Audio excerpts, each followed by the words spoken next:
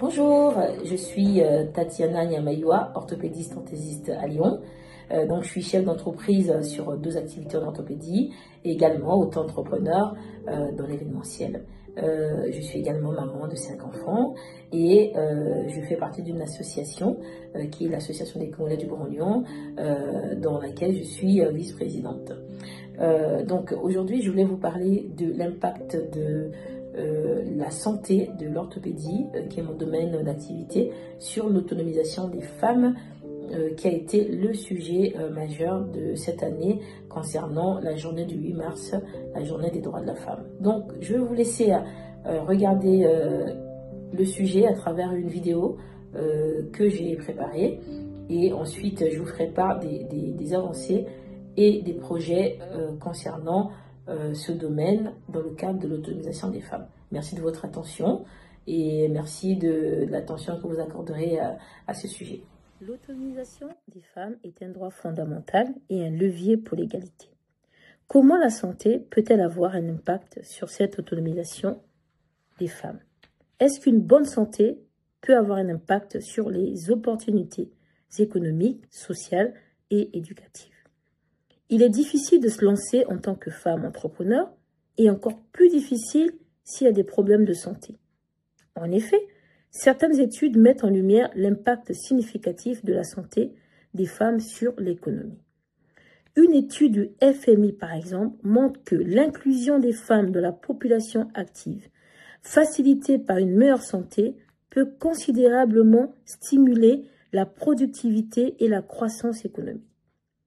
Il y a d'autres études, rapports de l'INSERM par exemple, qui ont toutes eu pour ambition de montrer que les politiques de santé inclusives et adaptées aux besoins des femmes peuvent avoir des retombées économiques positives à grande échelle.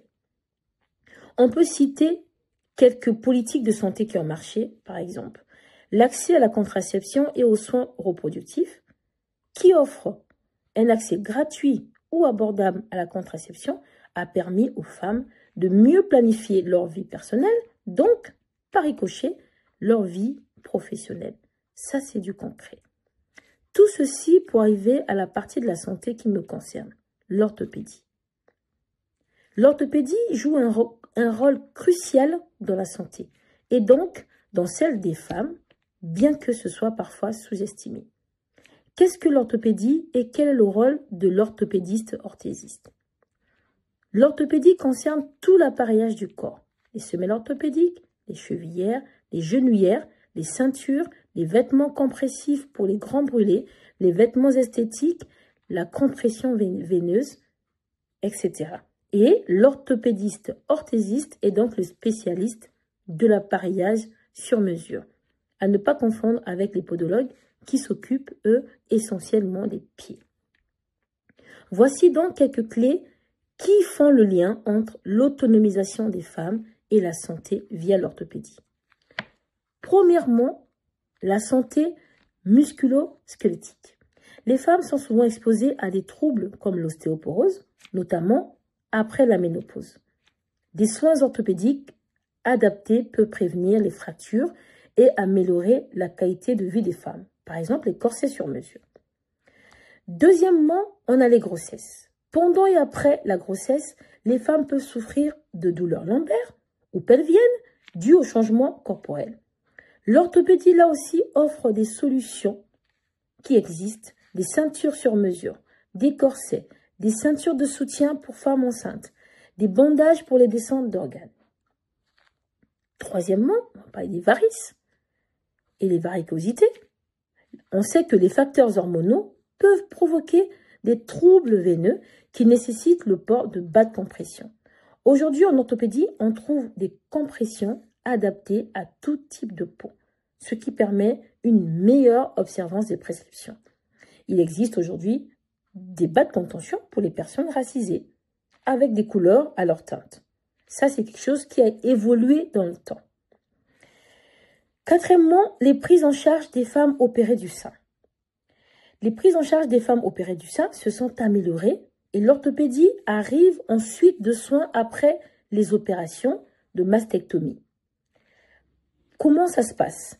Ça se passe par la pose des premières prothèses temporaires en mousse jusqu'à l'accompagnement vers des prothèses mammaires adhésives. Ça, c'est le rôle de l'orthopédiste orthésiste. Donc, ce sont des prises en charge qui sont faites pour que les femmes se sentent bien dans leur peau. C'est ainsi qu'une femme bien prise en charge dans ses problématiques de santé se sentira mieux et peut plus facilement reprendre ses activités professionnelles et ou entrepreneuriales et même améliorer sa performance. C'est l'assurance d'une autonomie durable. Alors, pourquoi je souhaitais intervenir sur ce sujet aujourd'hui? Je suis orthopédiste depuis 2007 et j'ai vu évoluer dans ce métier les solutions orthopédiques pour les personnes noires parce qu'il y avait des choses qui n'existaient pas. J'ai une vision pour l'Afrique. Je vais parler du Congo où j'aimerais aller sensibiliser sur les solutions orthopédiques qui existent. Faire une étude sur les besoins, chercher des solutions pour proposer et même produire des orthèses accessibles financièrement à tous parce qu'on sait que le coût peut être un frein. Nous n'avons pas les mêmes prises en charge en Afrique qu'en France. Alors, pourquoi? Pour permettre à des femmes, comme nous en parlons aujourd'hui, de se soigner, de se prendre en main. Comme ça, elles pourront se projeter, faire de nouveaux projets et s'autonomiser. Donc, je lance aujourd'hui une bouteille à la mer pour de potentiels investisseurs, des personnes intéressées, des personnes impliquées pour m'aider à développer ce projet. Merci de votre écoute.